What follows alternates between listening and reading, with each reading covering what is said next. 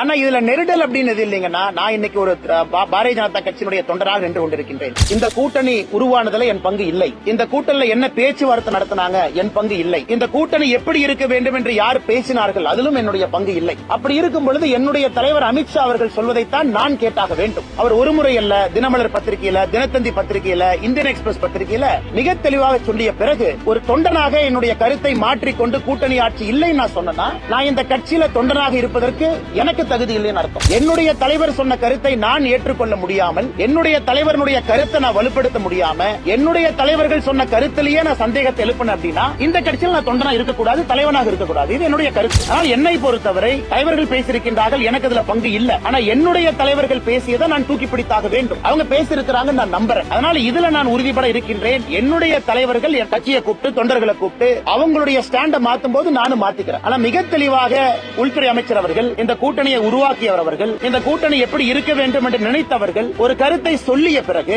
அந்த கருத்தை தொண்டராக நான் எப்படி மாற்றி பேச முடியும்? நண்பர்கள் புரிஞ்சுக்கணும். இல்ல அண்ணாமலை என்ன ஏதோ பேசி இந்த கூட்டணியை உடைக்க பார்க்கிறாரு, பிளக்க பார்க்கிறாரு, 4 பேர் கிளம்பி வருவாங்க. ஆனா என்னுடைய தலைவர் பேசிய கருத்தை நான் ஸ்டாண்ட் பண்ணலினா ஒரு பிஜேபி தொண்டனாக, தலைவனாக இருப்பதற்கு தகுதி இல்லாத நபராக நான் இருக்கின்றேன் என்றுதான் பொருள். அதனால் அமித்ஷா ஜி அவர்கள் தொடர்ந்து சொல்றாங்க, ஒரு முறை அல்ல, 2 முறை அல்ல, 3வது முறை. இதுல அதிமுகவுக்கு மாற்று கருத்து இருக்குன்னா கண்டிப்பா அவங்க அமித்ஷா ஜியோட பேசலாம், கண்டிப்பா அவங்க பேசி ஒரு முடிவு எடுக்கலாம். ஆனா என்னுடைய தலைவர்கள் சொல்லாதவரை நான் எப்படி நான் கட்சி எடுக்கக்கூடிய ஸ்டாண்ட்ல இருந்து பின்னாடி போக முடியும்? நான் எல்லாமே புரிஞ்சுக்கணும். ஆனா தமிழகத்தை பொறுத்தவரை பாட்டாளி மக்கள் கட்சி தெளிவா வெளிப்படையா வெளியே வந்து சொல்றாங்க, கூட்டணி ஆட்சியில் இருப்ப நாங்க எது கஷ்டப்பட்டு வேலை பார்க்கணும். கிருஷ்ணசாமி அண்ணன் கூட்டணி ஆட்சியில் இருப்போம், நாங்க எது கஷ்டப்பட்டு வேலை பார்க்கணும். தேமுதிக பிரேமலதா அக்கா அவங்க கூட்டணியில் இருக்கணும், நாங்க எது கஷ்டப்பட்டு வேலை பார்க்கணும். கூட்டணி ஆட்சி இன்னைக்கு முதலாக தமிழகத்தினுடைய அரசியல் சரித்திரத்துல எல்லா கட்சிகளும் இதை பேச ஆரம்பிச்சிருக்கிறாங்க. நீங்க நல்லா பாருங்கன்னா, ஒரு தொண்டனும் வேலையை விட்டுட்டு, அவங்க செய்யக்கூடிய வேலையை விட்டுட்டு கட்சிக்காக நேரம் கொடுக்கும் பொழுது அந்த தொண்டை என்ன எதிர்பார்க்கிறான்? நான் எதற்காக இந்த கட்சிக்கு நேரம் கொடுக்கணும்? எதுக்காக நான் பெயிண்ட் டப்பாவை கையில் எடுக்கணும்? எதுக்காக நான் போஸ்ட் அடிச்சு ஒட்டணும்? தலைவர்கள் சொகுசு கார்ல போறாங்க. இவ்வளவு பெரிய கட்சியில எத்தனை பேர் எம்எல்ஏ ஆக முடியுங்கன்னா? 20 பேர் ஆகலாமா, 30 பேர் ஆகலாமா, 40 பேர் ஆகலாமா? சரி 100 வச்சுக்கோங்க. ஆனா 50 லட்சம், 60 லட்சம், 80 லட்சம் இருக்கக்கூடிய தொண்டர்களுடைய ஆசை என்ன?